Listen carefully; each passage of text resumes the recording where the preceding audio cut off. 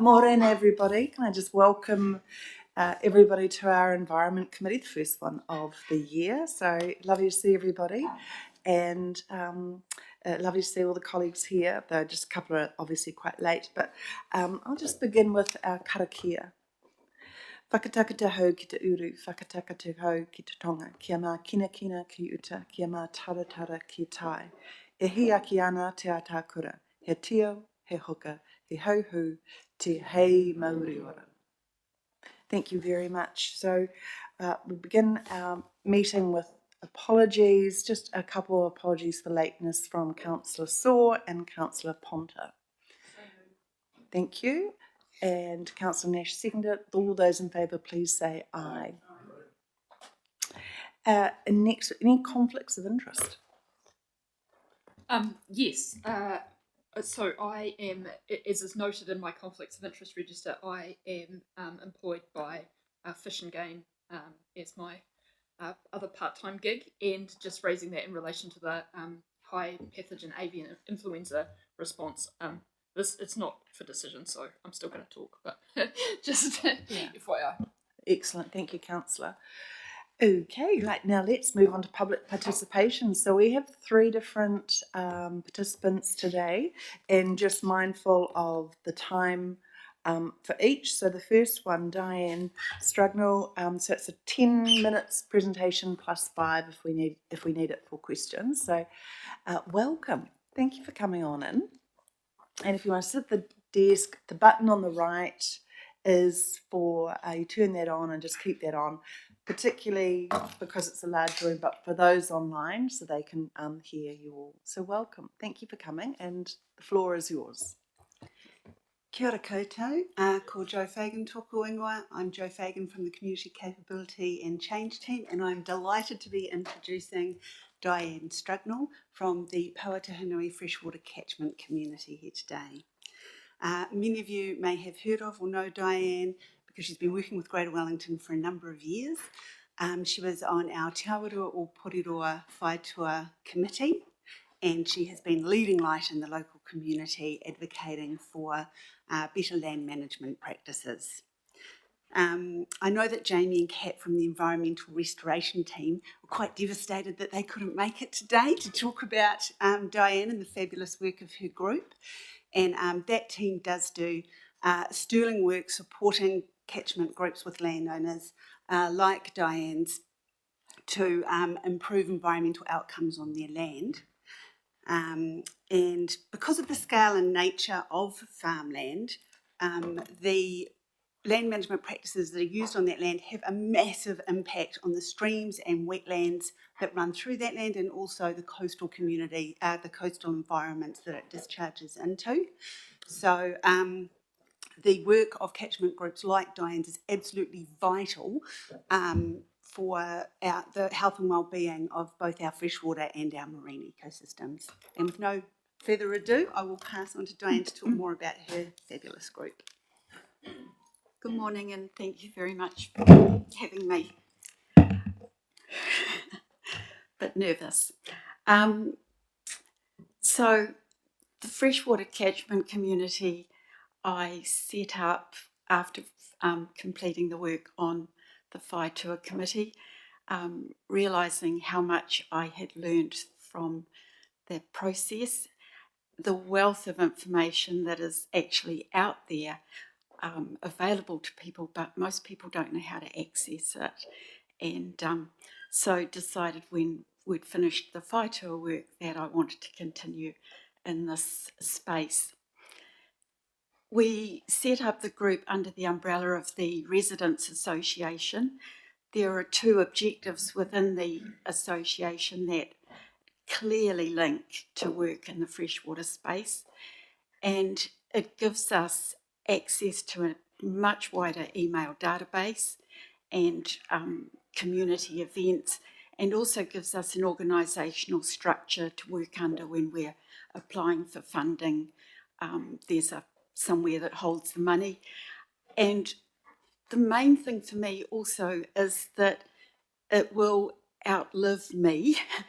The association, it's been going for a long time, And so hopefully that will also mean that as more people buy into the catchment community, the Residents Association, the two will continue over time. Oh, sorry, whoop. You said I wouldn't need the backward button, and there I did. As a group, you're very unlikely to find us here on the sides of streams as a group planting, and you're more likely to find us sitting around in a room freezing cold at the Battle Hill Woolshed on a July evening. So why is that? Our catchment is predominantly in private ownership within a peri-urban environment. Lots of lifestyle blocks, a few larger farms and some forestry blocks. We do have the wildlife reserve area, but that is well catered for by DOC and by their committee and Forest and Bird. And we also have Battle Hill, which you look after very well. So we did an initial survey that showed that the majority of people interested in the catchment community wanted to work independently on their own land. They wanted to be able to do what they wanted, plant what they want, and view that water as theirs. But people were very keen to learn more about the topics that were related to freshwater management. So our focus is knowledge and learning and connections, because I firmly believe that knowledge is the key to opening up what we need to. And I credit Joe and Hayley with the very first visit to the farm showing me that there were creatures living under the rocks, and Greater Wellington for showing me that there were fish in the water. Because as most of our fish species are nocturnal, we don't get to see them. If you don't turn over a rock, you don't know what else lives there. So a lot of people don't think that there is anything living in the streams. And if you don't think anything's living in it, then it doesn't really matter what you do so much. So learning we have done, so we've been going since the end of 2022, really took off then, and we have done some workshops. I send out regular emails, just updating people, giving links to courses, other things that are happening. We use Facebook, so I upload any of our talks or things onto that. The direct contact with people and also sharing is hugely important. The connections, I can't, Joyce said, can't underestimate the value of working with Greater Wellington. The two main teams are the land management, environment restoration, and also biosecurity. We work with Porirua City as well. Ngāti Toa, Mountains to Sea Wellington have been hugely supportive of us, and we link into the other community groups, Pest Free Pauatahanui, the Community Harbour and Community Trust, GoP, and the Wellington Collective, and really importantly with each other. And one example recently of that was somebody had been growing some native plants, had surplus, contacted me and said, is anybody else interested? Put that out to the group, and they had takers for that, and that's created more connections. So really great. So what are the topics that we've learned about so far? We've done some information on macroinvertebrates, eDNA and dung beetles I'll cover shortly. We link into Porirua City Council citizen science, freshwater monitoring. Pest plants and animals is actually hugely important, because as more and more people are taking up the riparian planting programs that are offered through GW and PCC, then actually caring for that land and making sure it doesn't become overcome with gorse, blackberry, licorice plant, all those things. So having ways of dealing with that. And the pest-free group have been really excited to realise that the pest plants that we're focusing on are also the ones that often the pest animals like the rats love the German ivy and things. We've done some work on fish passage, and one of the other things that I think has been really important is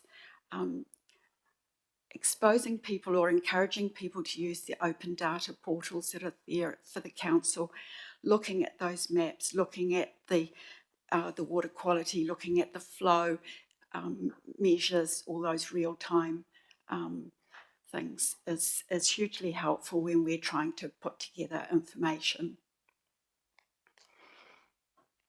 So the actual workshops that we've done, we did a wonderful one on freshwater monitoring that went over 2 days and an evening, night fishing, run by Mountains to Sea Wellington for us.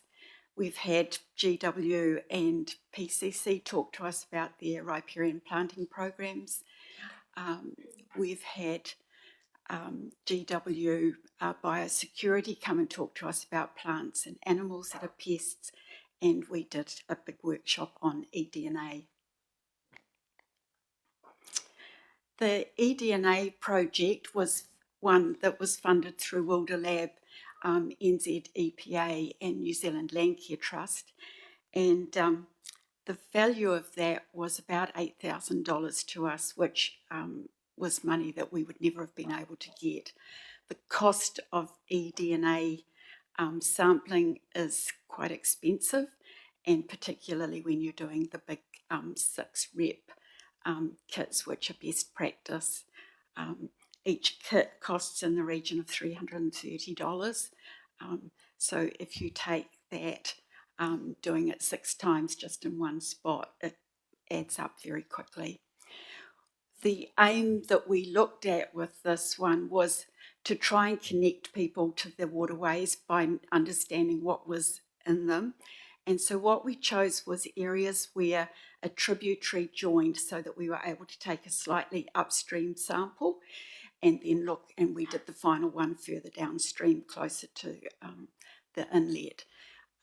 Then we were able to share that. Whoops, that's us doing the sampling. Ooh, I have to hurry up.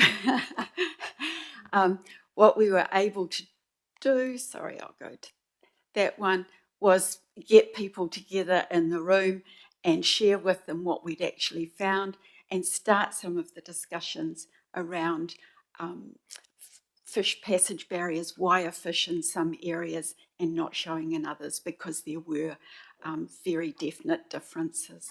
So that's given us where the next project might be heading. Dung beetles is another one that has been supported fully by Greater Wellington, and between March 2023 and December, we've released 12 colonies of dung beetles across our catchment, 5 different species, and we have done one lot, back forward. We did monitoring last year in March, and we're due to do it again this year. Involves setting out traps and doing some observational work. Again, fully supported by GW, and Collier in Wairarapa has been a huge help in terms of what am I looking for when I'm doing the monitoring. So just to finish off, what's next? Already in the planning is a dung beetle monitoring. We've got night spotlighting set up possibly for April, when it will be less stressful to the fish. We've got a workshop in the planning for landowner responsibilities to streams, so keeping the waterways clear, what they can and can't do. And I want to do a review of the group so far to see if we're meeting people's needs. So opening up for questions now. Yeah. Great presentation, thank you. Oh, Chris. Diane, firstly, thank you for the work you do in the Patanui community, and also for the energy that you bring to so many different things in the area there. My question is there more that you're wanting from Greater Wellington, or do you feel you're getting the support you need, or are there other things that we should be doing to help you? Can you comment on that, please? I think that we are getting the support that we need. I would not like to see anything less, but the teams, all of the teams, are just hugely helpful. The Environment Restoration, Jamie, Kat, Sam, Heather, they're all just great. And also linking us in with, the catchment group, Jimmy Young and biosecurity. I had a visit yesterday on ragwort. Thank you. So, yeah. All good. No, we're all good. Thank you so much. Really appreciate it. And it's just really, it's always so lifting to kind of, have people come along and share the amazing work that they're doing in our community for our community. So thank you so much. You're welcome. Thank you. So I'll call up the next public participant, Anthony Davies, and just acknowledging that birthday boy Councillor Ponta has arrived. So when it's your birthday, you know how you get to sit at the top table? Welcome, Anthony. So it's 5 minutes plus if we have question time. So Sure. Thank you. Thank Welcome. you. Thank you. Kia ora. I'm Anthony Davies, the convener of the Friends of the Belmont Regional Park, and I'd like to thank you all for the opportunity to speak to you today. The Friends are a group that have been working to protect the integrity of the Belmont Regional Park since its creation in 1987, and this has included working with our neighbours and acting as an umbrella organisation within the park community to help secure funding for work within the park. Sorry if I'm talking quickly. I'm here to present our opposition to the fast-track proposal to allow the expansion of the Whinstone Quarry at Hebden Cress, next to Dry Creek and opposite Pomari and Lower Hutt. This expansion of 29 hectares is proposed as the quarry needs somewhere to place a substantial amount of overburden or waste to enable the quarry to continue for the next 30 years. Oh, this is proposed, let me get the right button. This is proposed to be a land swap between the area shown in green for the areas shown in blue. We do not believe that the proposed land for exchange is suitable or of a significant enough gain to offset the overall loss of forested area. There is a net loss of forested area as 2 of the areas proposed are already protected, and the 3rd area proposed is a disused quarry with little chance of rehabilitation or public use. The area the quarry wished to have transferred into their ownership is shown highlighted in green. This area features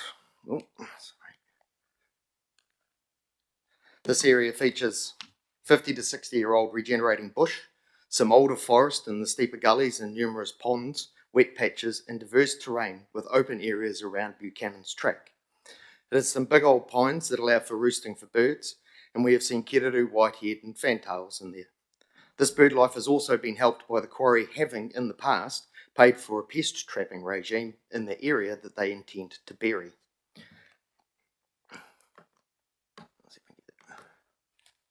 Oh, there we go. This land has good closed bush cover over a lot of it and borders the Dry Creek section of the park, which is some good older growth trees as well, that will help regenerate this piece of ground into good old growth forest. This was evidenced by the miro seedlings seen at points through the bush, as the land was never really heavily farmed. There was probably a good seed bank, and this has helped initiate the regeneration. The land has many wet gullies and seeps with a good sized pond. This is a fantastic resource for the surrounding area, as water captured in slow and well established ponds and damp patches means local groundwater is protected and replenished. This also has the effect of keeping the bush cool and damp, which reduces fire risk, but also controls stormwater runoff by being a natural system that feeds into the creeks and rivers. If it's dug up for rock or buried under waste, we will lose this, as the ground we've placed will be hard and barren, and trying to replicate this would be very expensive, if not impossible. This land is the last bit of the lower hillside that has not been smoothed over by graders and dozers and made hard for houses and roads. It is down off the tops, meaning less wind and an easier elevation for access for those who use the park. The 29 hectare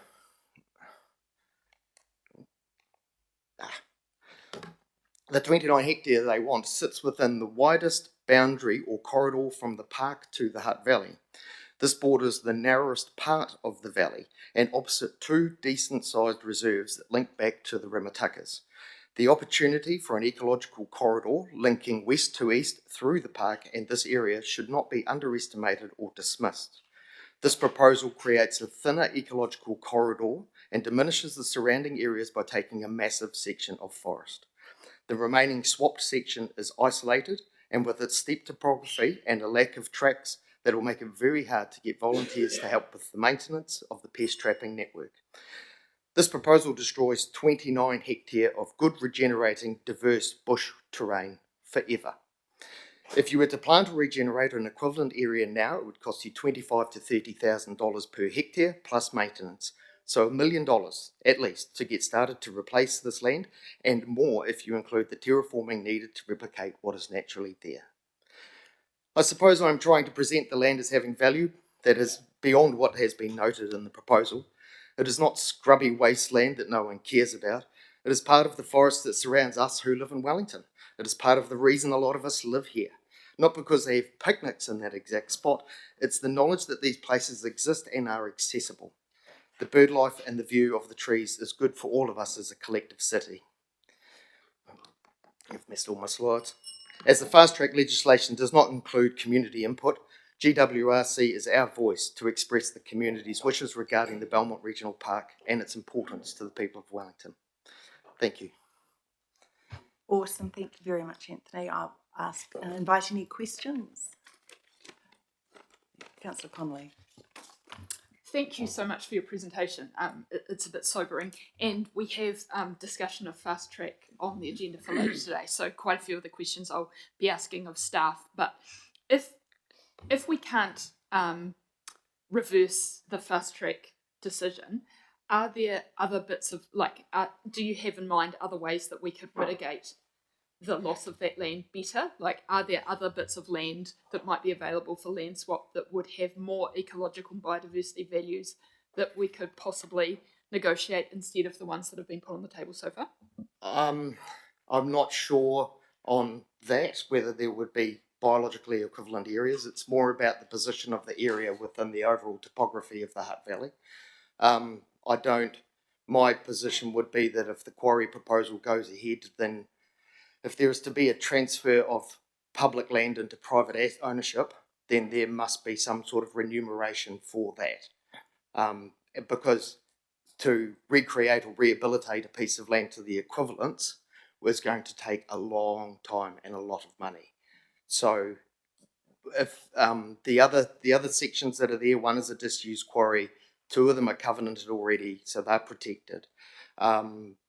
They have some, obviously they have some outstanding ecological value, but it's more about the width of the area and the fact that it is regenerating forest, and it's right on that stage where we're starting to get the big trees established, and it'll go from there. So no, I don't know if you can just swap that land out. Financial redress from the quarry as a commercial entity would be part of the redress for that, in terms of gaining funding for the park to fund ongoing and intensive work rehabilitating other areas, but you'd never recreate it.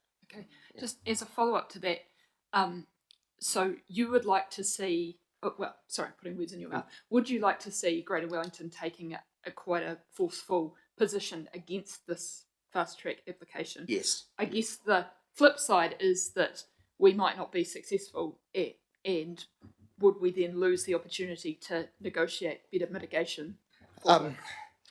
Yes, I think that is a risk within the current situation, but I also think that is a way of enforcing Windstone's obligation to the public by acquiring a public asset for private use. And I think that they should be brought to the table in order to contribute to the overall benefit of the park. So yeah, Councillor Saw, then Councillor Duthie, just mindful of time. And I just say that because when hopefully you'll be able to stay on for when we have the paper, and that we can expand it kind of to general discussion then, because we'll have officers at the table and we'll be able to ask them about what options might be on the table for us. Thank you. So Councillor Saw, then Councillor Duthie, but just keeping in. Thank you so much for your presentation. I was just curious to know how this particular area might connect with the sort of phase 2 aspirations of the Kiwi corridor. Some of us might recall the conversation when we went to visit Capital Kiwi in Makara, that the long-term intention was to create these corridors out into this area. Are you able to speak to that and how that might impact those aspirations, and whether the land swap would impact on that? Because it is 50 to 60-year-old regenerating forests, the Kiwi need long-term established environment for them to be able to exist in. You remove this particular terrain being lower in elevation, well regenerated, and relatively flat with lots of wet areas because of the undulating nature of the topography there. I'm not a Kiwi expert, but I suspect Kiwi like the wet areas for the worms and things like that. Ideally, yes, as a friends group, we would like to encourage the Kiwi to come through to the Belmont Regional Park. How that would link across to the Rematakas, the physical barrier of the Hutt Valley, I'm not quite sure, but to the west, I believe corridors are being developed past Transmission Gully, along through Newlands, and yes, we would like to be seen to be acting to encourage those corridors and those environments, and allowing and expanding the environment that the Kiwi can move into. Yeah, hearing Kiwi call in the back of Pomare would be just magic. I mean, really, yeah. Thank you. So, Councillor Staples, are you? No, okay. Councillor Duffy? Okay, so I think we're gonna dive into this a lot more when we have our paper. So thank you very, very much. No Can I was just want to know, have you kind of estimated if there was to be negotiations, what would you consider like a monetary kind of call out that we'd need to kind of like, is it $1 million, $5 million, $10 million thing?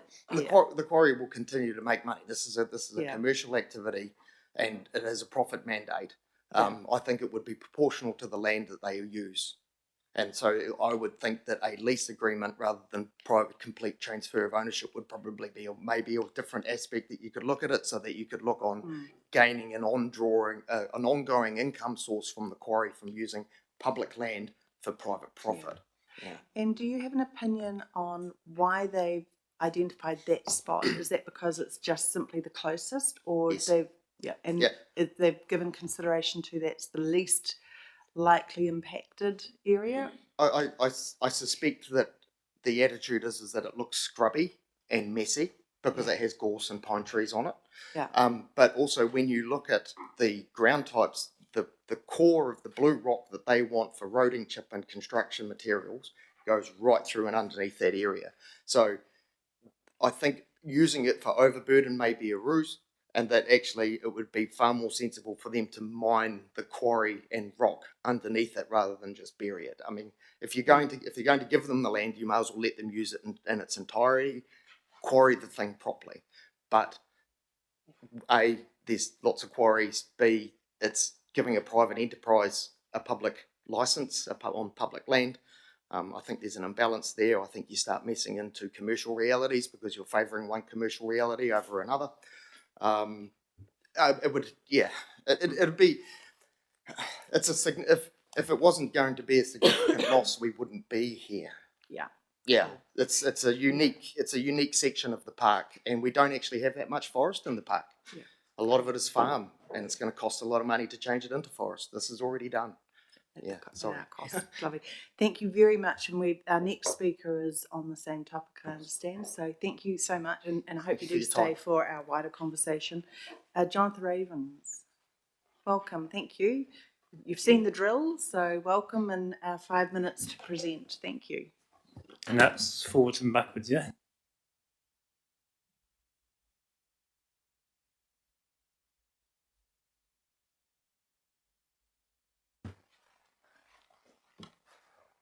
Can you hear me? You can. All right. Cool.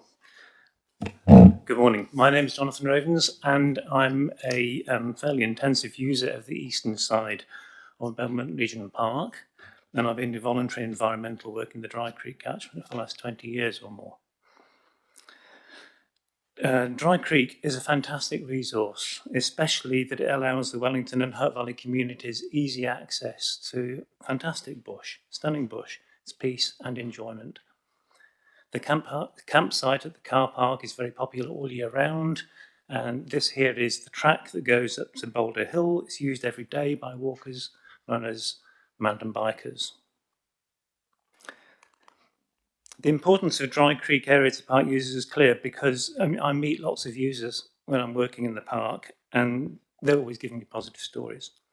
My kids grew up in many Boulder Hill expeditions, and I'm keenly aware of the importance of this area in generating a sense of environmental responsibility in our young kids and for generations to come.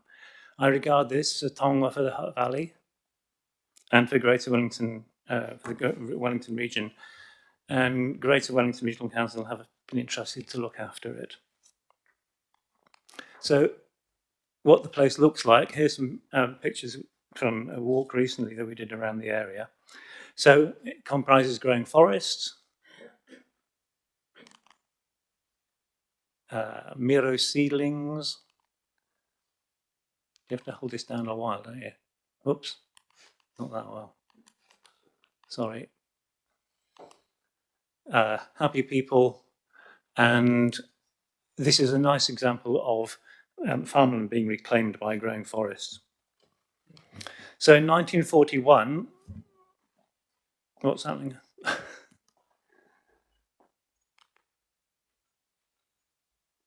Right. So in 1941, this is what the area in question looked like. It had been recently turned into farmland. The upper reaches had been grazed. By 1975, more farmland had been taken out of the bush. The bush gullies still exist. You can see State Highway 2 starting to exist at the bottom down there. And this is now. No, it's not dark. Come on.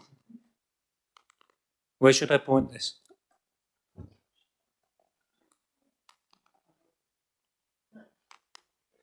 Okay. So now we can see there is a remarkable transition from farmland to regenerating bush.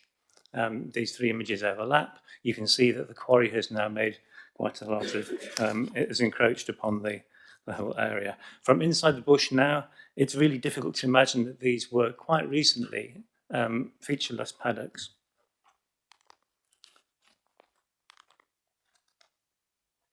So Winston Aggregates are applying for fast track consent. They want to acquire a large part of the park to dump about 3.1 million cubic meters of overburden, and the maximum depth of this is, they say, is up to 48 meters.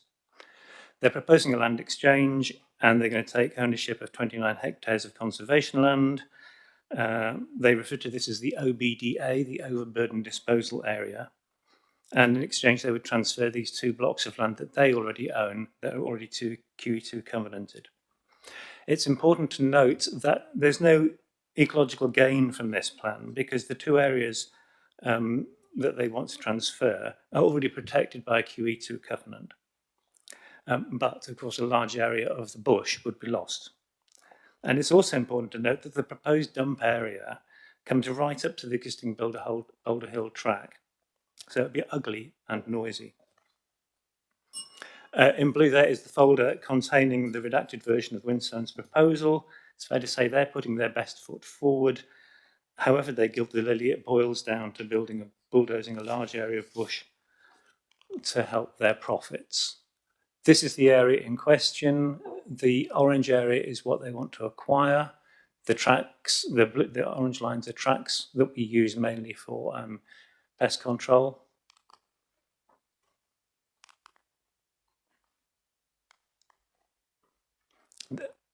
All right.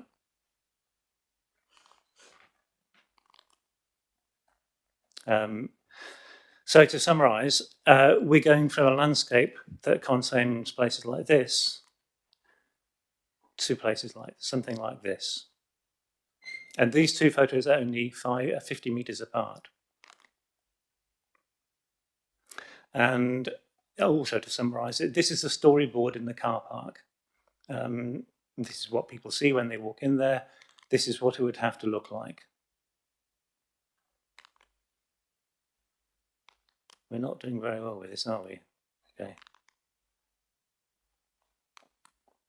Sorry. You see, there you are. So all of that white shaded area, the cream area there, it's a significant portion. So to answer the question about kiwi, one of the big problems of this whole plan here is the fragmentation of the park. You're basically taking out a big lump and putting two little bits on the edge. Those two bits are not going to be accessible by the public. So from a recreation perspective, this will be a disaster.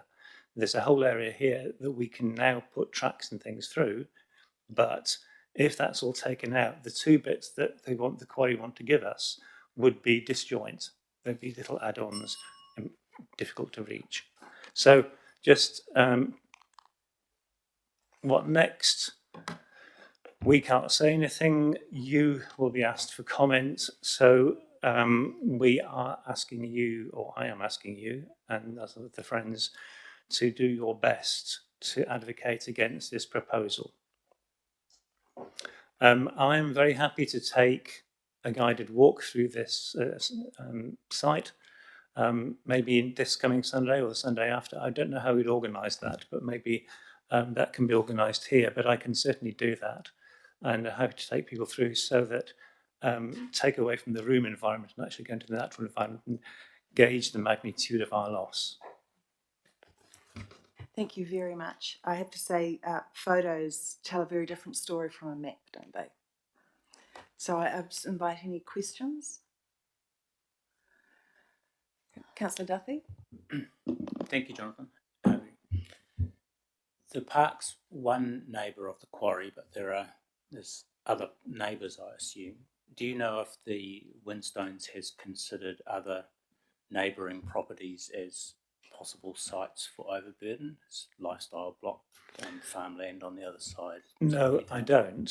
The proposal that they have, the redacted version of the proposal that they've placed there, simply talks about this area here and how necessary it is for them without any other options. It does say, it does reference a report by Boffin Miskell that they commissioned that says that it kind of compares the ecological values of the areas they want to give us. So they're portraying it as a net ecological gain for the park because they're getting kind of higher, better ecology areas in exchange for what they think is lower. But actually, I think this is gilding the lily. Yes. Just check I'm understanding you correctly when you referred to the QE2 covenants. So there's an area of Belmont Regional Park that the quarry would like to acquire, and they are offering in exchange some areas of land that they own that have forest on them. And some of that land is in QE2 covenant. So what level of protection does that QE2 covenant have relative to the park? So what's this? How are those protected right now? Those two separate sets of areas, and what would be the outcome as a result of the exchange? I suspect that the QE2 covenant is still regarded as inviolate by the current government. They'd be up against the king if they decided to fast track through that QE2 covenant. So it does offer a pretty strong protection. I mean, it's basically the gold standard in protection for New Zealand environmental bush areas. The Crown land in the middle that Windstones want to acquire, I guess we have all we just assume that that is protected. It's Crown land, it's public land. Who could do anything with it? So that hasn't been QE2 protected. Potentially, I think it should be. We might have to look whether Greater Wellington would covenant all of their parks to give them a kind of a higher level of protection that would be above the current political climate. Yeah, does that answer your question? The other thing about the QE2 areas is that there are nice patches of bush in them, but they also contain old quarry workings. So they're not prime bush. There are pockets of prime bush within these pockets that they want to give us. Councillor Staples. This might be a question more for our officers, but can I just confirm who actually owns this piece of land? Because I appreciate it's within the park, but is it owned by Hutt City and we manage it within the park, or is it?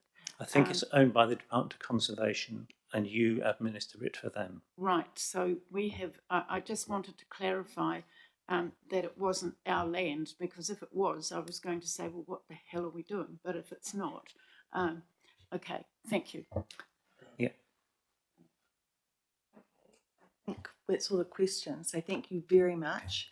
As I said, it's really good to see photos of what. Sorry, I couldn't drive this. Oh, you did a great job. It was really good. Thank you. So I hope you have the opportunity to stay as well for when the paper comes up and the wider conversation. So thanks, everybody. We'll now move on to confirmation of the minutes from the last time we met, which was way back on the 21st of November. So has anybody got anything they want to raise about those minutes as correct or incorrect? In that case, looking for a mover and a seconder. Councillor Laban and Councillor Nash second that. Thank you very much. All those in favour, please say aye. Aye. Those against, motion is carried. Right, now, fast track. Boom, we're there already, see? So who's going to come up? Kia ora committee, I'll introduce the paper. Thank you. We want to present to you GW's approach to the fast track approvals bill and process that is now in place since the 7th of February 2025. The team are going to take you through GW's process and our response to the bill as a local authority and regulator for the region. We have also covered in the paper that the council has a dual role as a local authority on land exchange proposals, and in some projects we may have to consider that there's dual roles to play in this process. To support the committee today, we have a combined team to present the paper and respond to your queries, because I'm sure there'll be a few. I'll hand it over to the team.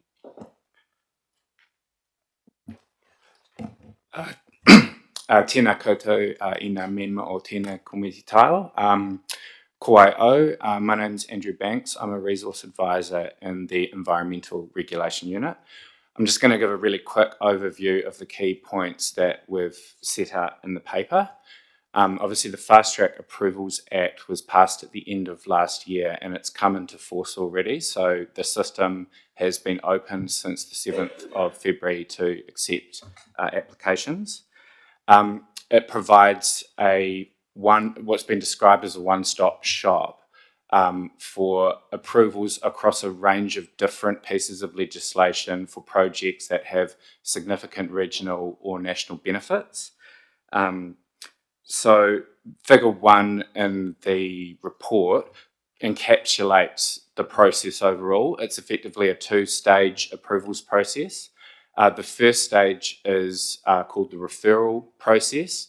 That is a decision made by the Minister for Infrastructure, and it's a decision not about granting the approval, but about granting whether or not a particular project can use the approval process.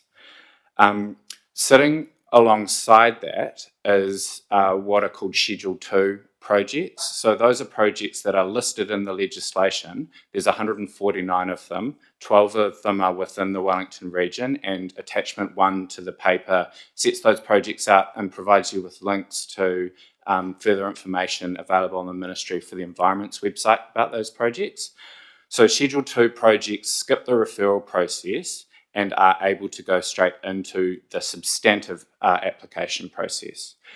The substantive application process is where the approvals are considered by an expert panel, and the expert panel decides whether or not to grant the approval and the approval sought and impose conditions. So table 1 in the report summarises the involvement that Greater Wellington is able to have in fast-track approvals under the legislation. It's important to note that Greater Wellington is not a decision maker in this process, unlike under the ordinary Resource Management Act process. Our role is to provide information to assist decision makers to make decisions under the new approvals framework.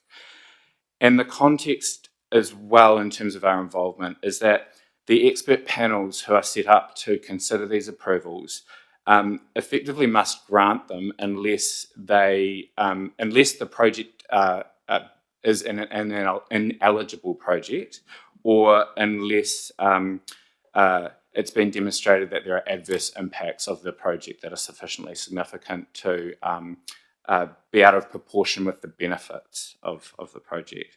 So from that perspective, our involvement is really in particular about providing information to support decision makers to make decisions to support decision makers to understand the environmental effects of a proposal, and in particular about understanding and setting robust and enforceable conditions, which will be responsible once the approval is granted for enforcing. So our key touch points in the approvals process are firstly at pre-application stage. Before any applicant lodges an application, they need to come and consult with us, as well as other local authorities and mana whenua groups. In the referral application process, we get a 20 working day period within which we can provide comment on the application. Within the substantive application process, we also get a 20 working day period within which we can comment on the application. We also get the opportunity to nominate a member to the expert panel, and we do get opportunities to comment on draft approval conditions once those have been worked through by the panel. It's important to note that for approvals processes, which also include a land exchange proposal, there is actually a separate sub-process that occurs before the substantive application occurs, and that sub-process is specifically focused around understanding the issues associated with the land exchange. In that process, we take off our environmental regulator hat and put on our reserves manager hat. And that process is managed by the Director General of Conservation, the Department of Conservation.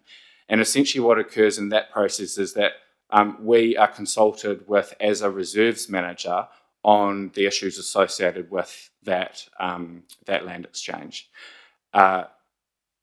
Following that consultation, the Department of Conservation prepares a report, which we also get the opportunity to review a draft copy of and provide comment on that draft report.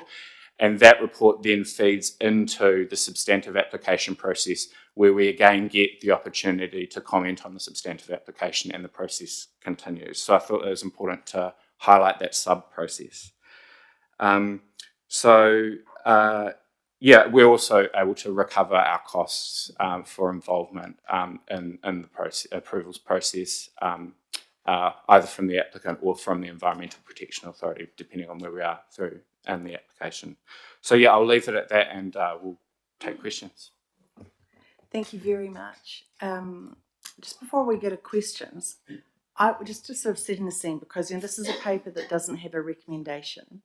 We've just heard from our community, and so for us sitting around this committee table, I'm sure we've all got a whole lot of questions. But what I want to know is, how can we influence? What can we influence today? But this is but the point of our questions. Otherwise, there's no point in questions, is there? So, are we from our questions guiding you on what this committee is sort of wanting in terms of a position from our organisation, or I need to kind of understand if that's not possible. You know what I mean? Because can we, do we as the elected representatives of our community today have the opportunity to influence your thinking? Kia ora, ko David Bunto Koinoa. I'm joining the tag team in regards to the Belmont Windstones Quarry proposal specifically as the manager responsible for the parks and park rangers. So I'll have a go answering your question, Councillor Gaylor. I think there's two parts to that. Firstly, it's the committee understanding the fast track process and I think Andrew said 12 proposals within the region in which we will be involved in providing information for. So that's sort of for your information piece. Secondly, in regards to the items we heard from public participation earlier at Belmont specifically, I think the questions that we can answer today will help form councillor views on how we pitch our advice into the process. There's a lot of things that I'd like to make you aware of that will come through the questions, but helpful for us and helpful for you to understand the tone of our input into the process with Belmont. Are we neutral? Are we strongly against? Are we strongly for? Yeah. I just want to check if anybody's got any questions about, what we can do here, and then we'll go on to kind of the general specific questions. So is everybody happy with the answers so far? Good. Okay. Questions. Councillor Nash, were you first? I don't know if I was first. Okay. No, sorry. Staples. Okay. Staples, Connolly, Lee, Duthie, Nash. Definitely not first. So. Thank you, Madam Chair. My question is around when can we have influence? Because in one breath you say that if a application gets so far, it must be approved, but with conditions. So if they're coming to talk to us about outcomes, I guess, and effects, well, we can say what we think, but when does that actually become a waste of time? Because if there are powers that be that want it to happen, I'm basically saying, what's the point? Not that I'm suggesting that we don't say what we feel, but, what's the point? It's a really good question. Through the chair, I'll try and answer it. What we're advocating, what our research and our conversations with commissioners to date have said, what do you want from us? What do you want from us to make good decisions? They said it's really in that technical input space. That's what they want from us. They want to be able to hang their hat on good conditions, that good mitigation, enforceable conditions that give them good environmental outcomes. That's what they want from us. That's our role. So it's really in that, from the vast majority, I would say, of the fast track proposals, where our role is to provide good technical information that allows that advocates for good environmental outcomes from these proposals as far as we can push. So that's what we've been told that our role would be, and that's what we're advocating in the paper, that we don't take an overall stance on the proposals. For the vast majority, there will be occasions like land swaps where we may take a different view and we may push for certain outcomes, but on the vast majority of fast track, we're saying overarching, we'll take a neutral stance, but we will advocate through our comments for good outcomes. That's what we're aiming to do. So in terms of taking an overarching position, probably in the vast majority, because 99% of these will be granted. We know they will be granted. So our role is to get some good conditions, good outcomes, some maybe even offsetting of certain aspects of it. So that's what we'll be pushing for, and that's what the paper sets out. But like I said, there will be the odd occasion where we take a position because we're fundamentally against it. Might be a land swap, might be something. I don't know what it is. We haven't got any proposals in front of us at the moment, so we don't know what that could be. But there will be occasion where we will take a position, but the vast majority of what we're advocating for is overarching neutral, but just advocate through our comments for those outcomes. Just as a follow-up, in this particular case, because we are the manager of that area under the Belmont Regional Park, Does that put us in a better or a more difficult position? From a process perspective, it opens up that second sub-process, which is where we specifically provide input as a manager of a reserve prior to the substantive application being lodged and considered. So effectively, we get a second process. I'll add to that one. This is an important point I need to make in regards to the Belmont proposal. Unfortunately, I can't provide this information with 100% certainty, but it appears on a data set that I'm looking at of land ownership. The overburden area spans 3 parcels, 2 of which are owned by GW, 1 of which is owned by DOC. So that introduces a whole new dynamic to the fast track process of part of the proposal is on Crown land, part of it's on our land. So the ways in which we influence that could be quite, we could be in quite a firm negotiating position. But I will come back to you as soon as I can and confirm that, because there has been times in the past where the land ownership data set I'm looking at isn't 100% accurate. And I've heard contrary answers to that question: is it all Crown land or not? Yep. Because, I mean, surely the fast track legislation can't force a landowner to do something with their land that they don't want to, surely. We can answer that. So on that point, the land exchange process within the Fast Track Act is specific for land that is vested in the Crown.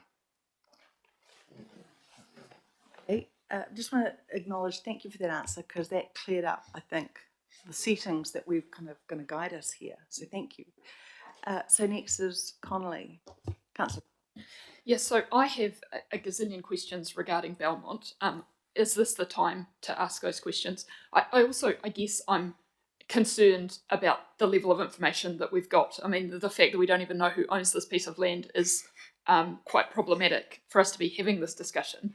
So I think we need a proper briefing just on Belmont, because I think what I've heard from you is quite neglecting of the political perspective that's at play here.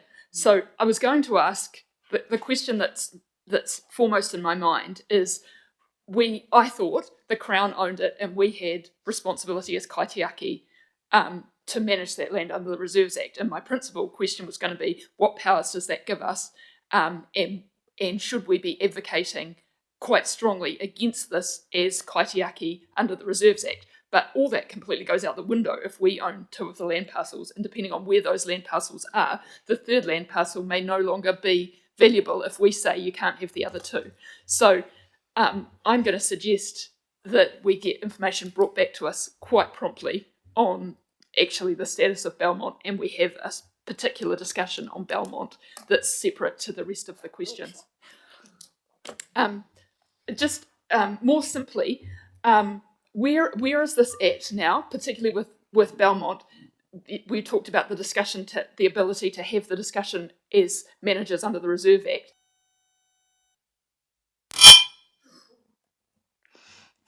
Have we had that discussion, or is that still to be had? I guess also, where are the other fast track applications at?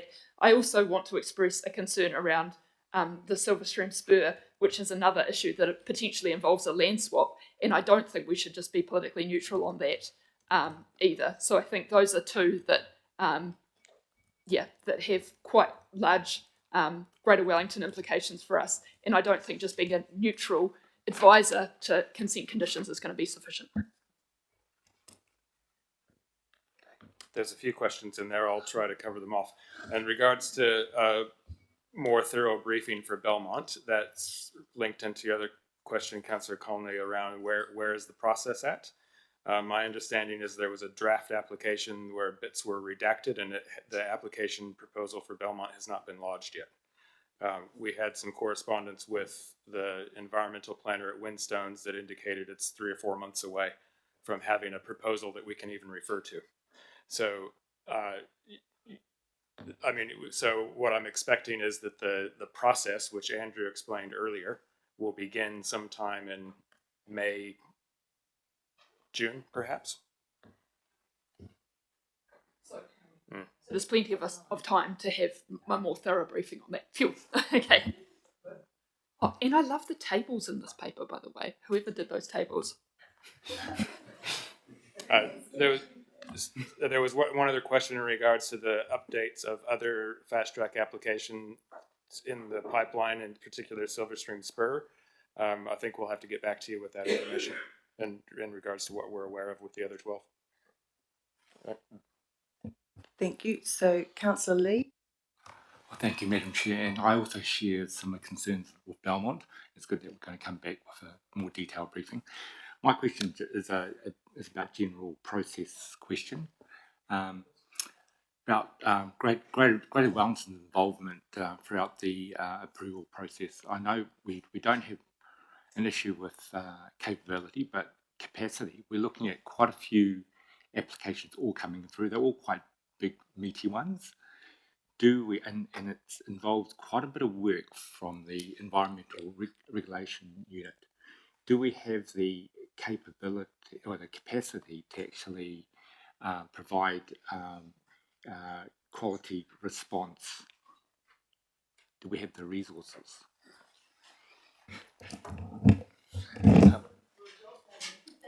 Through the chair, and the short answer is yes, we do. I'm confident we do.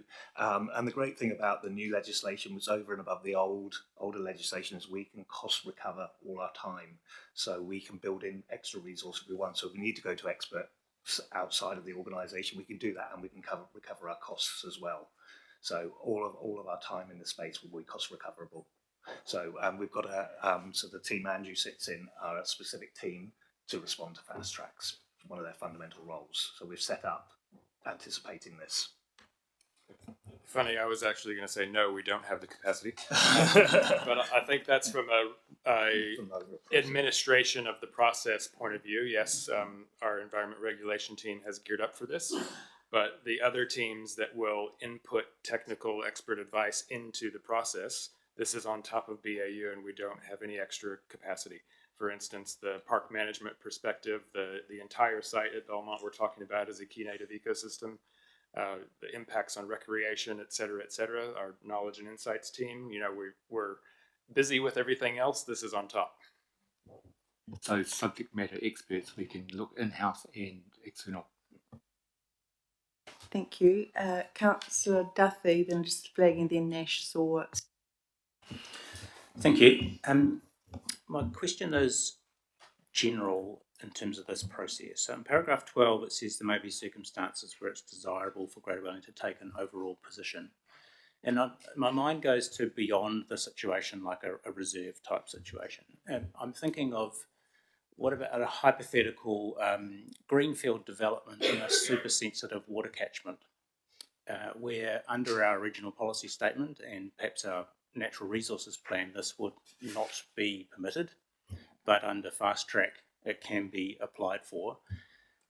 I'm thinking there are those sorts of RMA centric type situations where we as a council should consider taking an overall higher level position, because we have developed, we've gone through FITUA processes, we've developed natural resources plans and RPSs, a lot of blood, sweat and tears and money has gone into those, to have a consent application come along that completely bypasses them, and for our advice to simply be technical in terms of specifying numbers and fishies and whatevers, I think would be inadequate from a regional council point of view. That we need to be able to provide, not on everything, not on every application, but on some of them, we need to be able to provide regional leadership in terms of the broader environmental and social perspective from a regional perspective. So in terms, as we develop further the advice on delegation of powers and when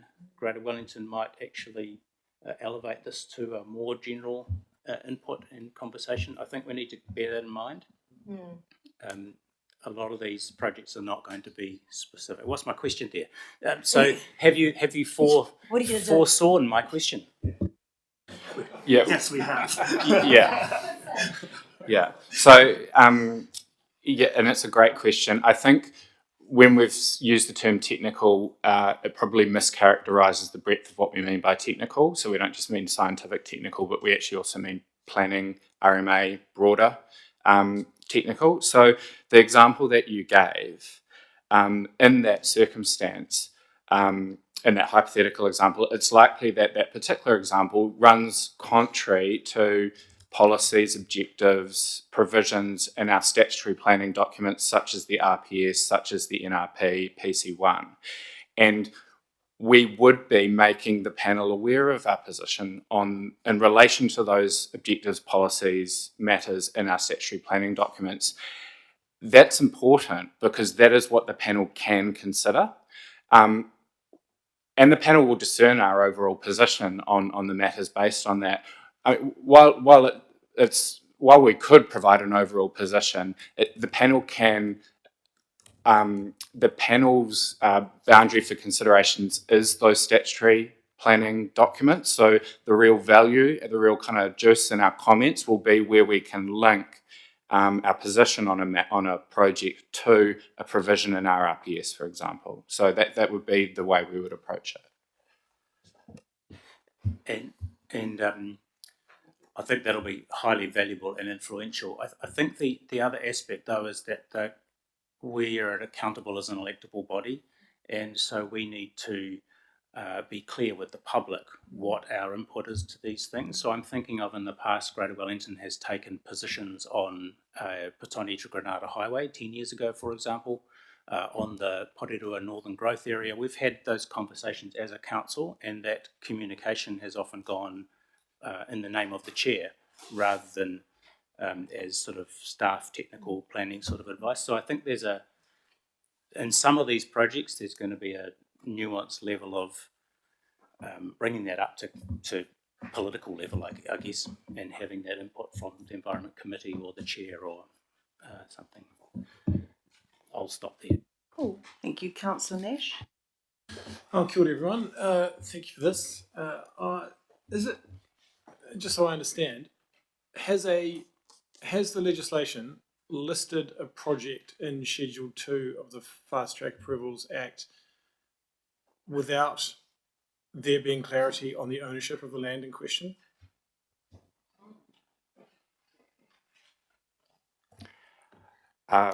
Simple yes or no.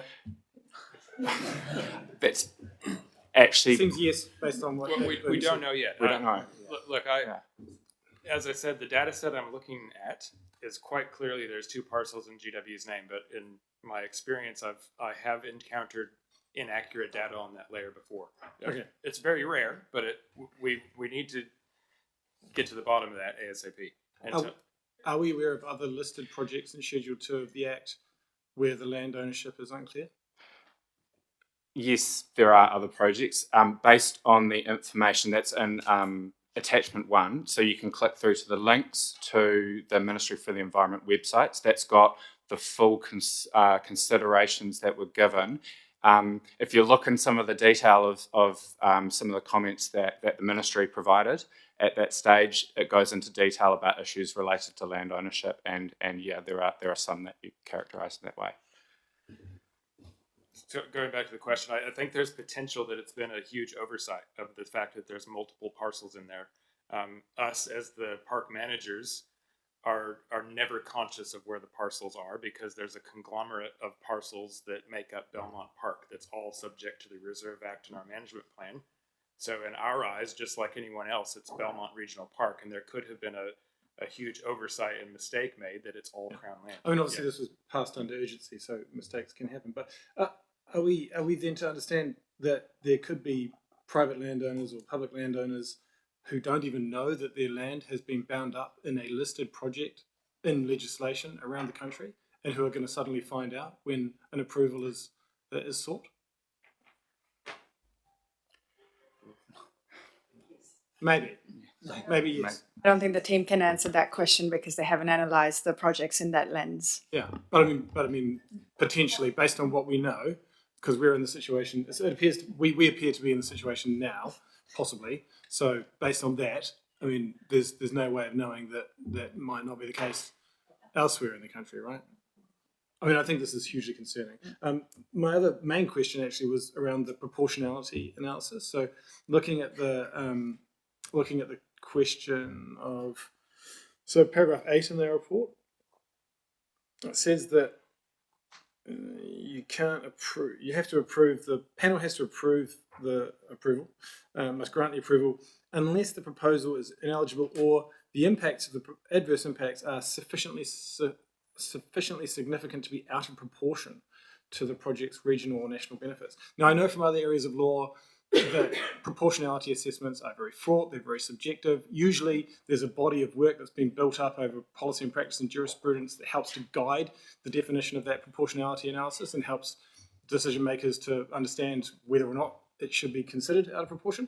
But it's extremely fraught. And I'm just wondering what guidance is available to undertake that proportionality assessment. What is our role as Greater Wellington in defining how that proportionality assessment will be set up and will be administered? And yeah, what can you tell us about that proportionality analysis? Well, this is a fresh piece of legislation, and this is a new test and a new piece of legislation, so it hasn't gone before the courts. We haven't talked about appeals, but these decisions can be appealed on a point of law. I suspect this is a potential point of law. And so it will be in the eye of the panel as to what that means. And then if it gets appealed, it will be in the eye of the court. Yeah, well, I think that's going to be a massive one for us to prepare for. And the last point, I guess, just building on Councillor Duffy's point, I think where an approval is inconsistent or ineligible under existing rules and regulations for the regional council, we have no choice but to be clear on that. And especially since we're going to be responsible for administering the consent. Like, we're going to be opposed to a consent based on existing rules and regulations, but then we're going to have to administer it. So if we're not clear on opposing it, then I think we put ourselves in a very difficult position. So anyway, thanks. So I've got more questions, but did you put your hand up to go back to? I just would like to propose a motion to invite the Director of Environment to report back to this committee on fast-track proposals that involve land swaps with regional council land. Okay, so you're foreshadowing that. So I'll continue with questions and then we'll go to that. Thank you. So Councillor Saw, Ropata, Kirkman and Ponta. Thank you so much for trying to lay out as best as you can this uncharted territory we're about to head into. My first question, just to ease everyone, is does Dave Hipkins have one of those stickers? And if not, I think you should give him one too on your laptop. Thank you. So just sort of pulling together what some of my colleagues have said. What I'm seeing here is that Greater Wellington is having to develop essentially a pipeline for the work to respond to these fast-track applications. So I'm wondering where that piece of work is in terms of how does it fit into some of our other committees? Have we appropriately identified the risks that some of these projects will have? And how are we going to test whether our processes are successful to be able to put our points across that have been raised by some of the councillors here? So just curious to know how we are working through our own internal stuff to ensure that our response is to the level that we need it to be in this great unknown.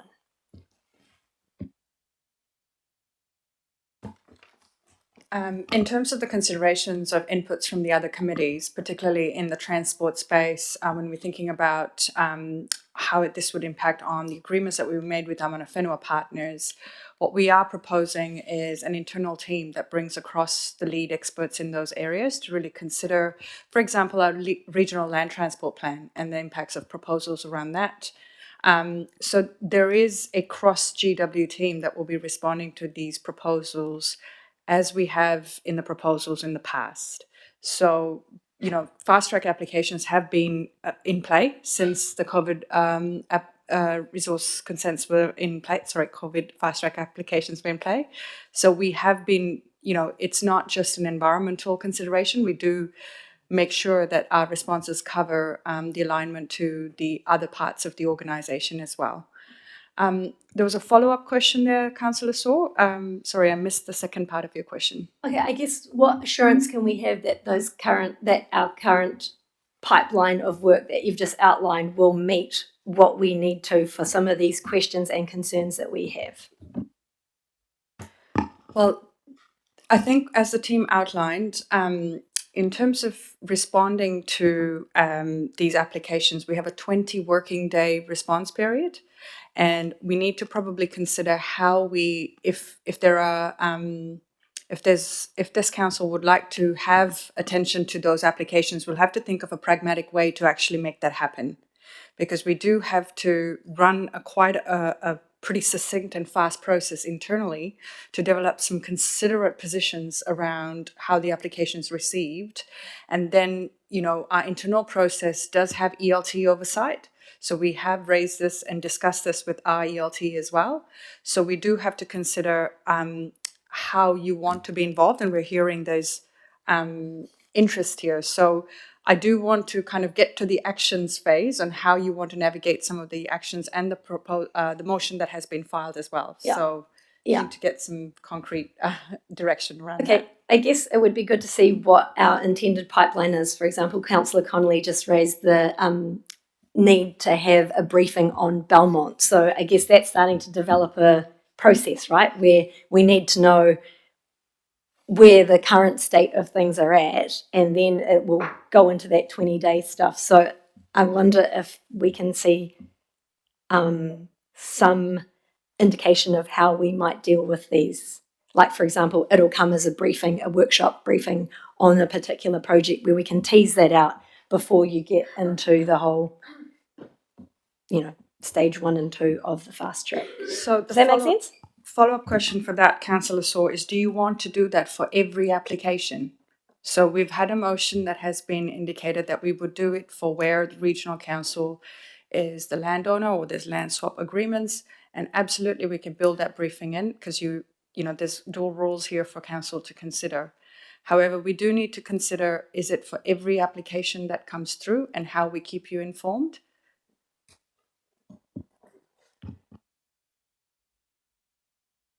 One idea would be where the application looks like it would be against, ineligible or inconsistent with existing rules and regulations under the regional council's plans and policies, you might bring it. And I guess that would need to be timely and early enough that you get the direction to be able to then provide the technical advice. So I guess that's my main concern, is that are we able to pull the things together, given this is on top of all of your BAU work, to be able to deal with this so we can have an appropriate response. Did you have a suggestion, Andrew? It was not so much a suggestion, but just I think what probably also needs to be made clear is that we have no control over the timing. We could arrive at work one day and there'll be an email from the EPA saying, here's an application, you need to respond to it. You've got 20 working days to respond to it. And if we don't, the process will truck on without our comments. So while we can do what we can to plan in advance, there is an element of this that's really outside of our control.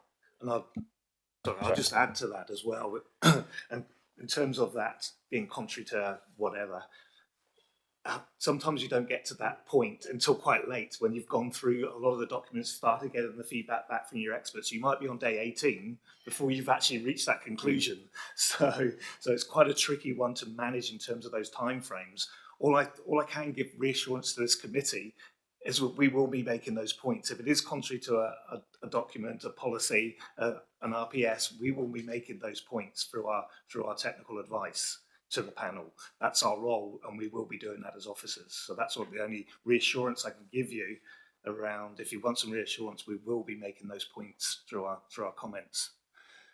Just one more question as well, which has been raised around how other councils will be dealing this. Curious to know whether there could be a sector-wide and consistent approach that can be developed, because I guess other areas around Aotearoa authorities will be having these issues as well. So just curious to know what's happening in that space. I could probably answer that. So I'm in constant conversation with other regional councils around the country, and they're in a similar boat to us, and they're proposing a very similar way of going about it as we are. So a vast majority will be, this is the approach. Thank you. I think Councillor Staples has got a follow-up question to Councillor Soares. Is that? Yes, it's more of a comment, Madam Chair. We have to be really careful here. We have our policies and our plans in place that we have made governance decisions on, and whether there's parts in them that we all agree on or don't doesn't matter. It's been a democratic decision. When it comes down to individual applications, it may well be that, for one, some of the councillors may think it's a jolly good idea, a housing development in their rohi, whatever, and others around the table of us do not. And I'm just concerned that we are trying to get into the operational side. We've done our plans, we've done our policies, it's up to our staff to implement that. Where we own land or we are responsible for managing it under the Reserves Act, I think that's entirely different. But I would be very uncomfortable if we're directing our staff to come to us for every application for input. That input has already been made by this council through our plans and policies. We'll resume the list of questions. So Councillor Rupata, then Councillor Kirkman, then Councillor Ponta. Thank you. I'm just curious to know if you know the view of Mana Whenua on the proposal. We don't know the views of Mana Whenua on individual proposals. We've pointed out in the report that our Mana Whenua partners are enabled to participate in the approvals process through the provision of comments on applications, pre-application consultation, and that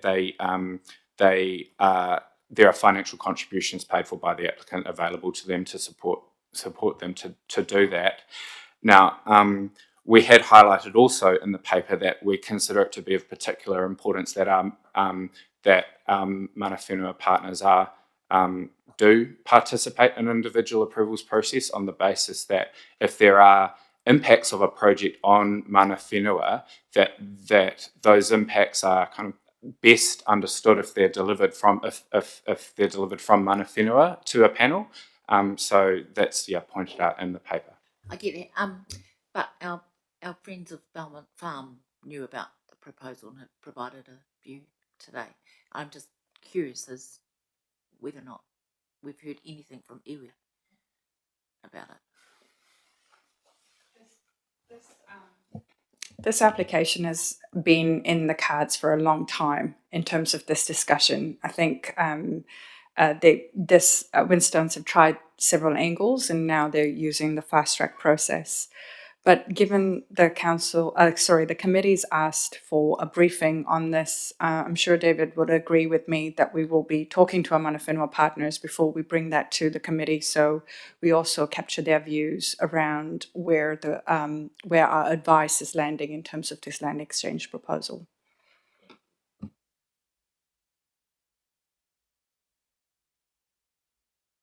Thank you. My question relates to the table 1 and the stepped process, how it works there.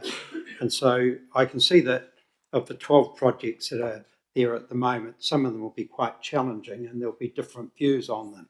I understand that. I think that Centreport has got an issue because if the ferries are ordered, then the only way to build the port facilities is to go through the fast track process and that.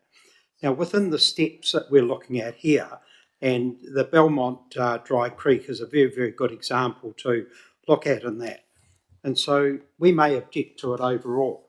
But if we then say, if it goes ahead, this is through the step process, there'll be considerable environmental effects, and we're looking for offset and betterment. Are we in a position to spell out the sort of value and dollar value that should be aligned with that betterment? So if we can, us of all people, should be able to recognise the loss of the Belmont Park area that Anthony and Jonathan talked about earlier, and we should be able to put a capital value on it, and we should be asking that funding come back to the regional council that we can apply to betterment in our parks in some way to offset it. Now, if we've originally objected to the quarry, as an example, and we then say if it goes ahead and we have the betterment, are we weakening our case, or is it more likely that we'll get a better outcome for the residents, for the people of our area, by taking a pragmatic approach through those steps? Well, I imagine that those kinds of questions that you've just asked would be matters that would be teased out through that sub-process that relates to the input we provide into land exchange proposals with our reserves manager hat on.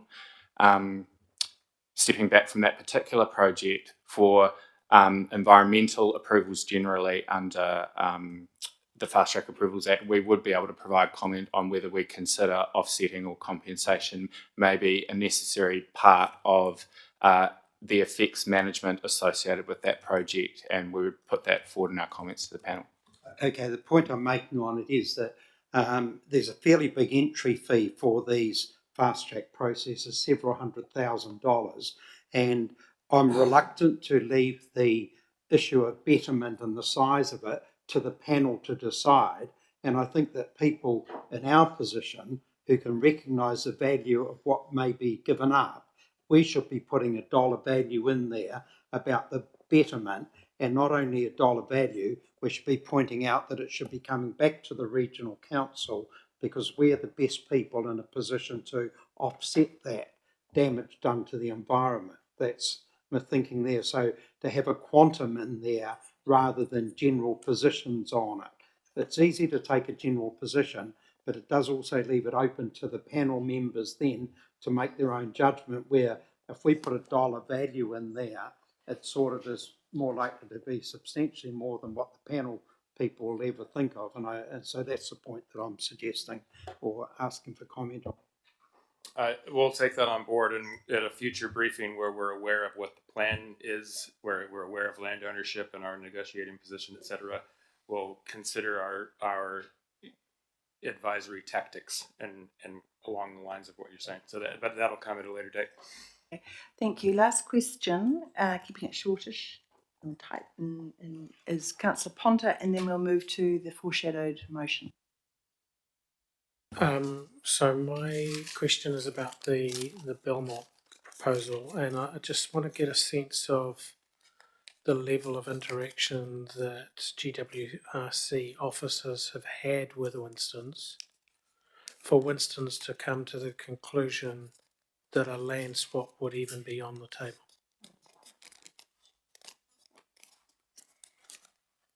That's a good question.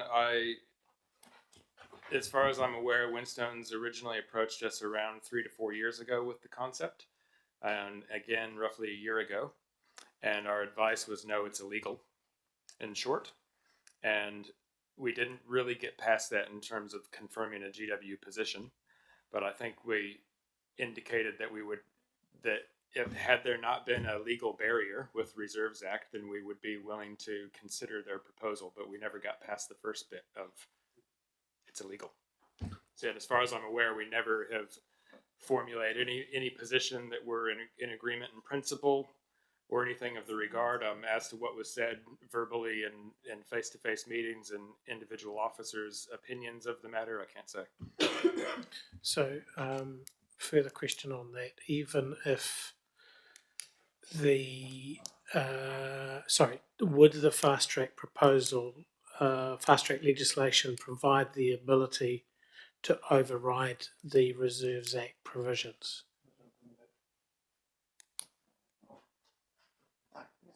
Here we go. I think it's worth identifying that, yes, we are dealing with a new piece of legislation that's been specifically designed to cut out some of the barriers to this type of thing in the past, including the ability of the Crown to dispose land it owns. The first indication is that it is indeed Crown land. We believe them, but we want to investigate and do our own due diligence, but obligations on DOC and the applicant to do that per the Act. fundamentally, if we control and manage a parcel of land that's vested in the Crown, we do that at the pleasure of the Minister, and there are some controls and requirements to consult. But again, I think the Minister has the power there rather than us. And so we will go in and advocate on behalf of our interests as an administrator, but the Crown, if they own the land, the onus will be on them to provide that. They are required to consult with us as someone that has an interest under the Act, but I think our powers, if they own the land, are likely to be quite curtailed in that respect, our ability to influence. So if we own the land, however, and we come to the conclusion as a council that we don't want to entertain a land swap, and coming to Councillor Kirkpanan's point about the $390,000 or what have you that you have to hand over to the EPA to start with, wouldn't it be fairer on Winston's to just advise them through the information that will come back sooner rather than later that we're not up for that? They can continue to have the conversations with the Crown, perhaps, even though we may not be particularly happy with that either, but certainly in relation to our land, to just draw a line under that? Or should they just run through this process, pay their money and run through this process? I think if we determined that it was our land within it and they came to engage with us, then we probably need to consider that carefully and then seek a decision. Okay. So hold us up. Final question. I think when you do report back on that in relation to the recommendation that's coming, what you might want to look at is the Public Works Act as well, because what I can't help thinking with a deep-pocketed organisation like Winston's, having tried a number of ways to actually get more land for their quarry, that is still an option for them, even though they're not an acquiring authority. Somebody like Waka Kotahi could be an acquiring authority. So it would be good to get some advice on. I'm looking at section 27, which is headed natural material on land may be acquired or taken for public work.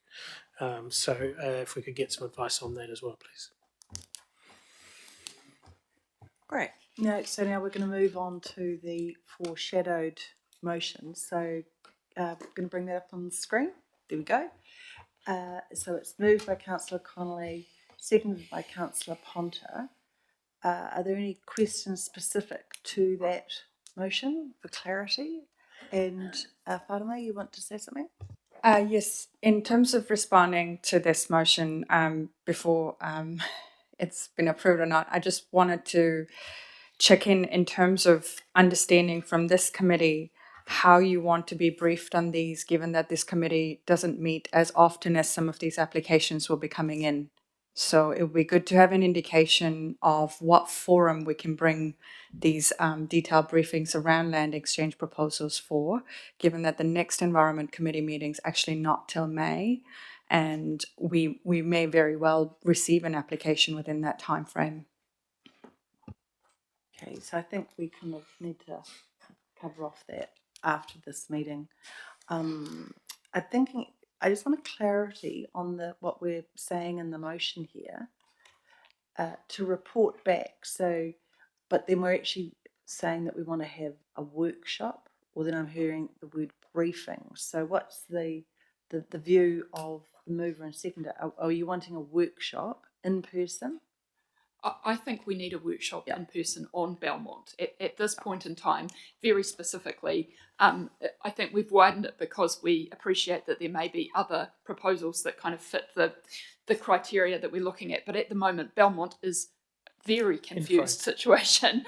My understanding was that the current fast track approval did not make any changes to the Public Works Act. So that would mean that they'd have to go down a whole new process if they wanted to take our land. But given the issue of land ownership hasn't even been bottomed out yet, there's just so many questions around this that I think we need an opportunity to discuss what the exact situation is and how we're going to respond to it. And I think that requires an in-person workshop. And it may need to be before May, but surely we've got other workshops that we can tack this onto. Yeah, so as a guidance staff for organising this, I would like us to aim for March, so it doesn't drag on too long. A workshop, so in person would be ideal. actually making sure we realise that we'll need a bit of time. And also, is it a public workshop? I think it should be a public workshop. And particularly then if, if mana whenua want to attend, I just think let's be mindful of that. There's no reason not to. So unless anybody wants to raise a view against that suggestion. Do you want to speak to your motion? No, just to say that there may be further situations that warrant a deep dive by the council, but certainly at the moment Belmont is one. So let's progress that as a standalone case and see in the future whether we need to do something similar. If I could make one comment, please, Madam Chair. Just given that we're not expecting to see a finalized proposal from Windstones, we'll be speculating a bit. So Windstones is indicating that their proposal is unchanged from what it has been previously, but just a question of whether you want to wait until we've received the proposal or consider what we based on what we do now. I do think that point about the cost is relevant. Like if we find out equivocally that it's our land, I think we have an obligation to Windstones to have a conversation with them, and that may outline more information that's relevant to the decision. And also, if they've been approaching us about that land, does that not suggest that they have got a fair idea about who owns it? Yeah. Anyway, Councillor. I support that motion. I was just thinking maybe we could say on any fast track proposals that may include the acquisition of or swap for, just to keep it, more. Is that okay? Yeah, It just reads a little clunky there, and because we don't necessarily. Yeah, there could be more.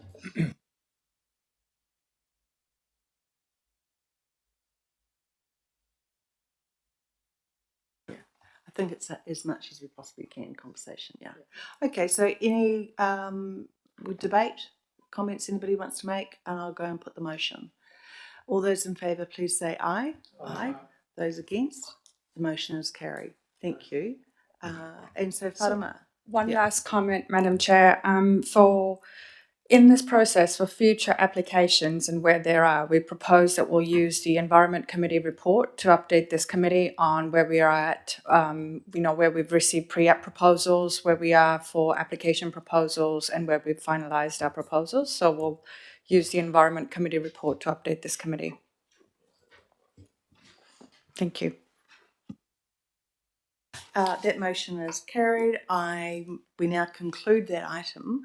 I just want to also thank those who came and spoke about this topic in public speaking today, and Anthony and Jonathan. I hope our Democratic Services will be sure to give you information about when we have that workshop and that we're looking to have that in public, and you would be welcome to attend in person therefore, or online therefore.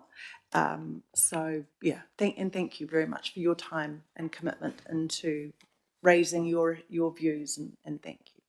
So now we're going to actually have a wee break for morning tea time. 15 minutes. You can do everything you want in 15 minutes. Great.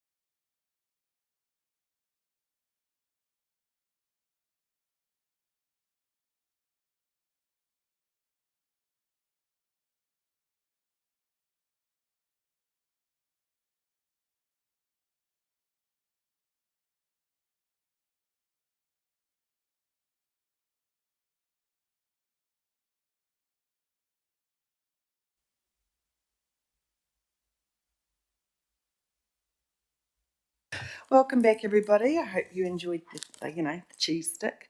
One, and I only had one each. Right, here we are for our next item number 6.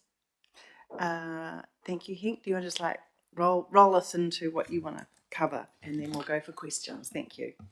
Kia ora koutou. Thank you very much for the opportunity. Shall I introduce myself? Well, everybody knows me? No? Yes? Okay. Henk Low. Sorry. Yes, thank you. My name is Henk Low. I'm the Principal Advisor Ecosystems. And for the last about a year, I've been involved with HPAI and working with MPI and DOC and other agencies, other regional councils through to Urukahika on how we prepare for high pathogen avian influenza, which we expect coming in the near future. The paper that you've got in front of you is an update on a paper that we pulled together really fast before the end of last year to give an indication of what we are busy with and what we are working on in the background. It stemmed from a lot of different conversations having at different levels, and MPI has actually asked Urukahika whether the regional councils can actually bring it together within their regions for a more coordinated response, with the thinking that the regional councils are closer to TAs and mana whenua in their respective areas.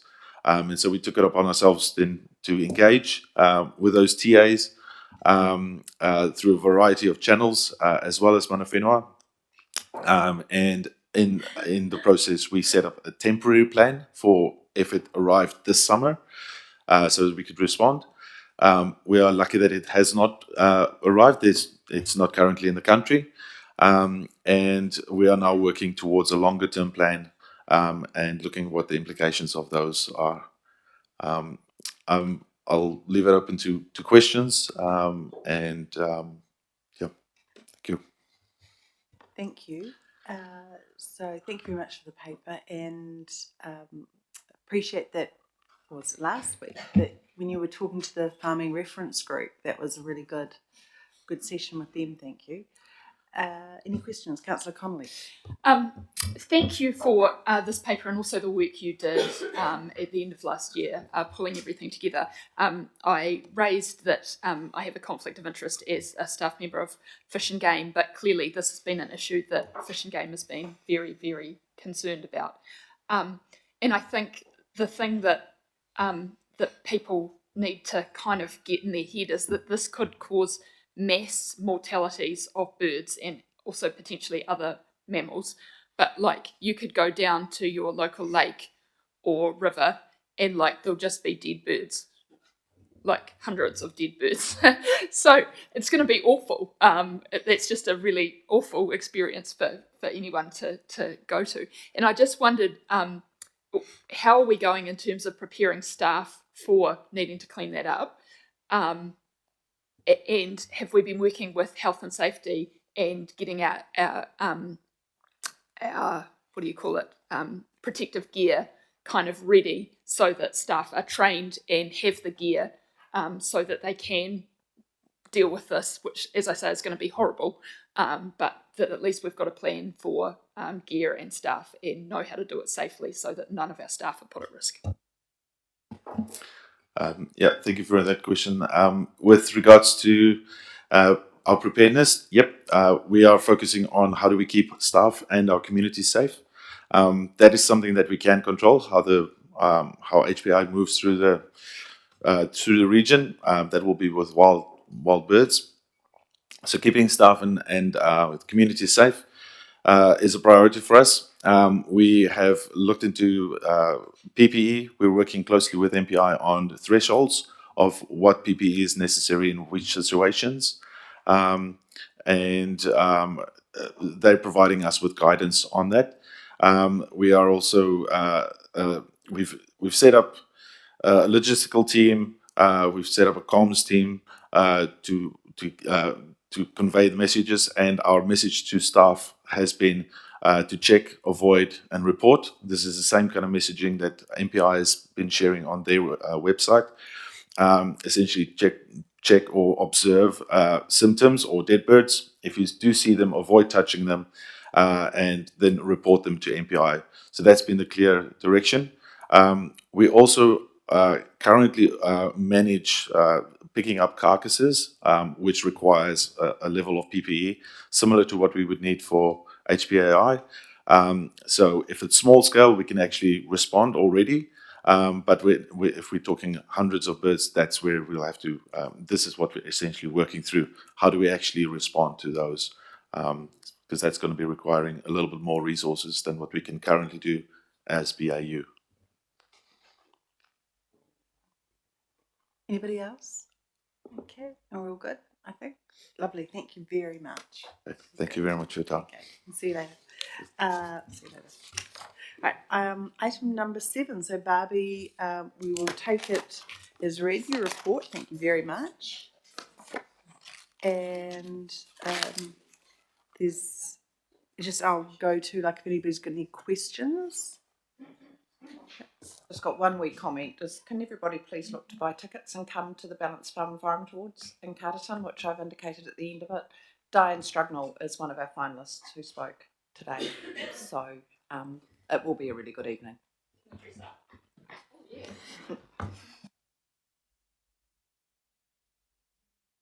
In as much as you like.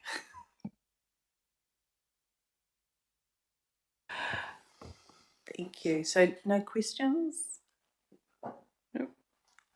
Lovely. Thank you very much. Thank you, Barbie. So last item.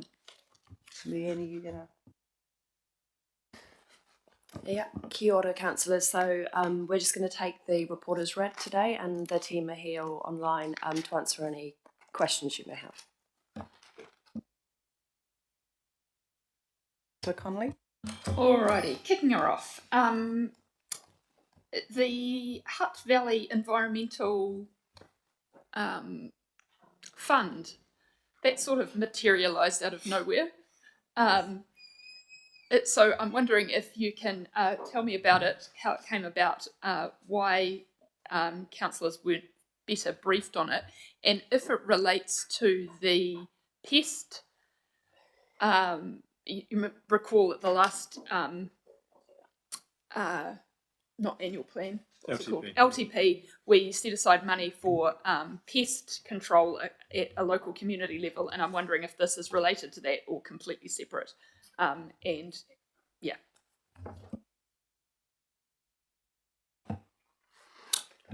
Easily answered 2 questions. First of all, the origins of this.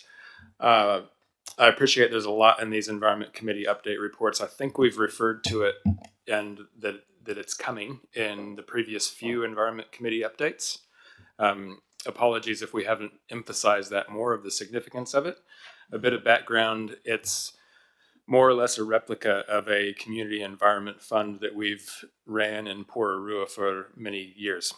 And we've taken the Pororua model and we're looking to expand that out across other Rohi, get Mana Whenua partners involved in the administration, co-management of those funds. So in some respect, it's nothing new. We've just sort of expanded it out from Pororua. And the second part of your question, yes, it is directly related to the biosecurity mahi at a community level. So is this it for pest management groups, or are you also working on something additional for? Yeah, there's other delivery models of that biosecurity fund. We had originally intended on delivering some of it through a Wairarapa catchment collective model. I think that's shifted a little bit, and there's a few other things in the pipeline of getting biosecurity information and capability, even equipment out to community groups through other delivery streams. So no, this is not just it. It's part of it. It's part of it, but I should be promoting it to the catchment groups and pest groups that are operating that I'm aware of. But saying that obviously when I say they're competing, that sounds awful, but because it's a contestable fund, there will be other types of environmental projects that will be applying for this, and there may be other routes that they can look to Greater Wellington to help fund some of their equipment trips, etc. Yes, there are other opportunities, and yes, it is contestable. Yes, there are other funds that they can access, so it's not the only opportunity. I've got some people lined up for Barbie and then Councillor Staples, but I just want to add on to that. My question is, because so like, does the Kapiti one going to get something like that? Or, yes. Okay. It's coming. So could we perhaps in the next report have a schedule of what is in place and what is coming? So we all, because I think that's perhaps has gone a little bit under the radar, so that would be really good. I'm also very mindful, having been around those sort of things a lot, particularly previously in the Kapiti Coast District Council, that our administration, the cost of administrating our effort for contestable funds does not end up being disproportionately high to the amount of money that is being divvied out. You know what I mean? I do know what you mean. I'm well aware of that. This is one of many grant support funds that we administer. At this stage, I think you're probably right. It is a high cost in terms of overhead admin and in respect to the money going out into communities' hands for the mahi on the ground. However, the budget allocated to these community environment funds is growing after this financial year. And we're looking to streamline things as best we can in terms of the systems that are supporting the exchange of funds getting from our coffers to into the hands of community. We're really good at it. Environment Restoration administers millions of dollars of grant incentive programs very efficiently. And the key difference being Environment Restoration is targeted to private land and water quality, biodiversity outcomes on private land, where this is public land and engaging community and public land. And lastly, we're in the beginning era of a new capability in GW with community capability and coordinating our support for community groups, volunteer networks. We have done that for a long time, but it's been rather disjointed in the past. We have a team dedicated to that specifically. So hoping that those system improvements will solve the issue you're talking about of cost outweighing the benefit. Great. So perhaps in that schedule there could be the narrative about what that process looks like and resourcing of it. Thank you. Barbie and then Councillor Staples. Just a follow-up comment from what David said, the Wairarapa Catchment Collective sort of sits in that space quite nicely as acting as a conduit to groups looking and spreading that funding. So I think those sort of concepts are really good and well supported by Greater Wellington in that. Just on the Wairarapa Coast one, the farm at Hungaroa that's been put into having some restoration planting done, are they registered for the ETS, and is that part of what you guys encourage from Greater Wellington? Sorry, David. What paragraph are you referring to? It's 31 with just the land that's been with a 50% funding, Hungaroa. Thank you. Whether a landowner registers in the emissions trading scheme is out of our control. That one in particular, I'm not sure if they are going for that or not. It's definitely something that many landowners consider, and they will often design their planting plan in order to meet the requirements of the emissions trading scheme. It's also a carrot that we dabble in terms of trying to make landowners aware of it to try to incentivize appropriate land use change. But the emissions trading scheme is highly complex and it gets into financial advice really quick. So our team tries to stay out of the emissions trading scheme technicalities because we don't want to be providing financial advice to landowners where we're sort of more the right tree, right place, catchment remediation advice. So I hope that answers your question. In short, I don't know if that landowner is going down the emissions trading scheme route or not. It's just enough non-unencumbered credit. Sorry, there's enough non-unencumbered credits there to help with the ongoing funding, maintenance and pest control. So yeah, just it's a nice conduit add-on in those situations. Thank you. Councillor Staples, then Councillor Duthie. Thank you, Madam Chair. My questions follow on from Councillor Connolly's around the contestable fund. When you bring the report back to us around that fund, I guess where I'm coming from, I've always told my communities when they come asking me for money that we don't do grant funding. So if we can have some clear guidelines around that contestable fund, that would be really good. My other question is, I guess, exactly what can they apply for? And I'll give you an example in Wairarapa over Christmas, where we had landowners around Wairarapa Moana who banded together, got $35,000 together to cull the Canada geese. And anybody that sees the Canada geese around Wairarapa Moana will know that they're environmentally, they're a disaster. It causes major problems with the ecosystems, but that fell entirely on the landowners because, as we know, Canada geese are not in our pest plan, and I'm not suggesting for a minute that they should be.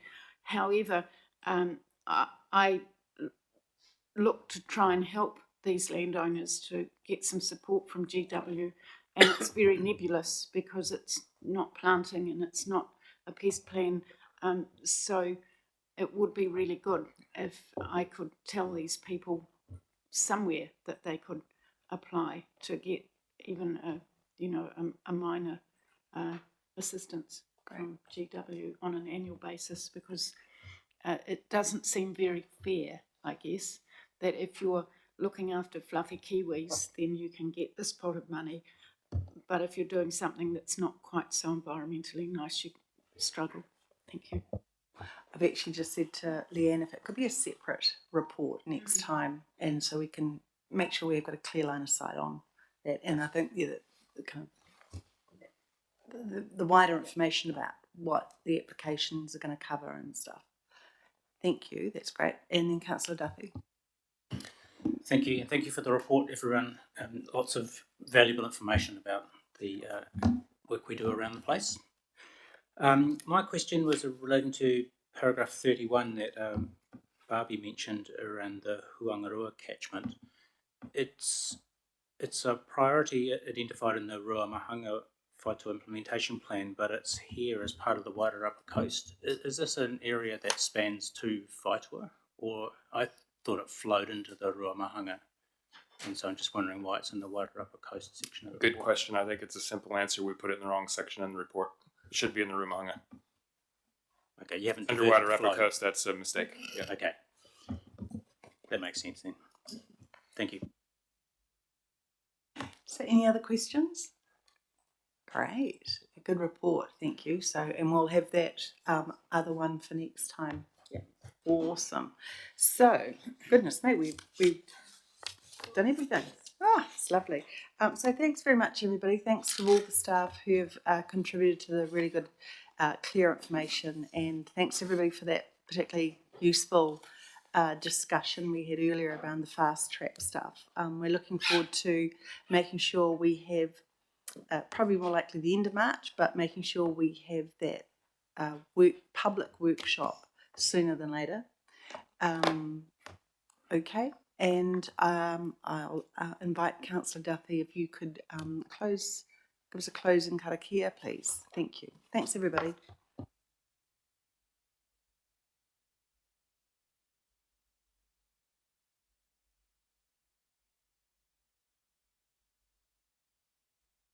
I te ara takatū, koia rā e rongo, whakairihi ake ki runga, kia tīna, huie, tae ki e.